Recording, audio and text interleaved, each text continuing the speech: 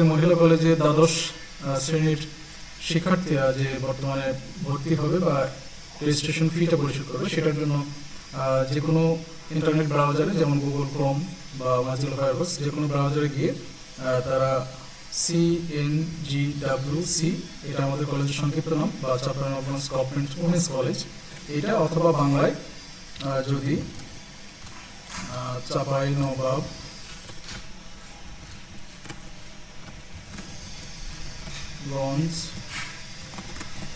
সরকারি মহিলা কলেজ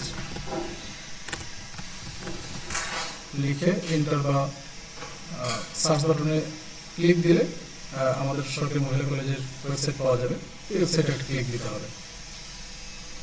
তারপরে এরকম একটি ইন্টারফেস পাওয়া যাবে।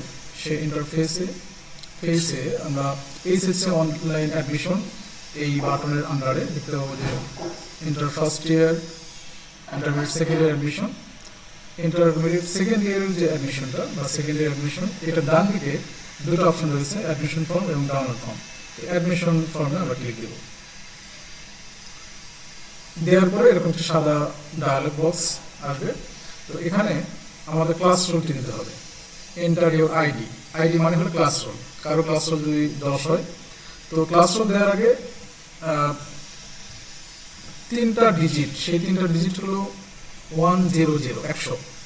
এই 100 দেওয়ার পরে কারো ক্লাস রোল যদি হয় 1, তাহলে 1 দেবে। কারো ক্লাস রোল যদি হয় 9, তাহলে 9 দেবে।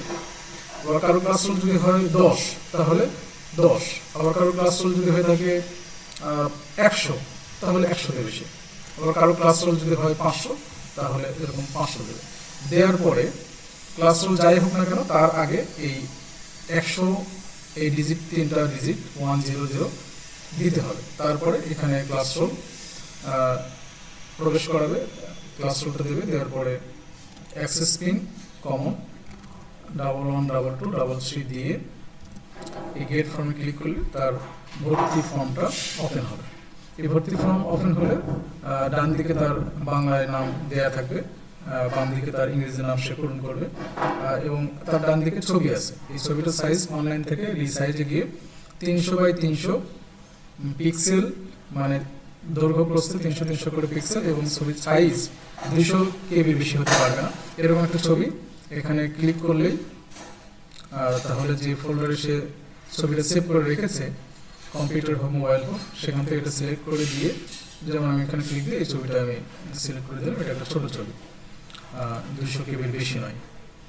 এই ছবিটা এখানে দিলাম। দেওয়ার পরে বাকি তথ্যগুলো, যেমন এটা অটোমেটিকলি দেওয়া আছে তথ্য, তারপরে ধর্ম, বিবাহিত অবস্থা কি, অবিবাহিত না বিবাহিত, এরপরে উপজাতি বাংলাদেশি, এই তথ্যগুলোতে পিতা মাতার নাম, মোবাইল নম্বর দিয়ে এখানে শেষে সাবমিটে ক্লিক করবে।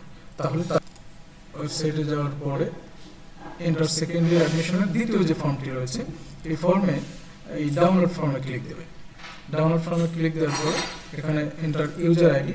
তো ইউজার আইডির আগে তার 100 বসিয়ে নেবে। তারপরে তার যে ক্লাস রোল কারো যদি হয় 30, তাহলে 30 দেওয়ার পরে তারপরে তার মোবাইল নাম্বার দেবে।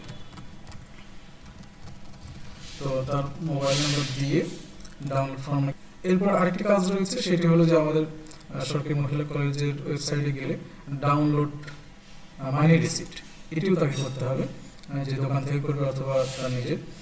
টাকা রকেটের মাধ্যমে পরিশোধ করলে তার মোবাইলে একটা ট্রানজ্যাকশন আইডি যাবে, আর 9 ডিজিট বা 11 ডিজিটের, 5403 এরকম একটা ডিজিটের সে আইডিটা দেবে। দেওয়ার পরে টাকার পরিমাণ লিখবে। টাকার পরিমাণ 1865 লিখে ডাউনলোডে ক্লিক দিলে রসিদ পেয়ে যাবে।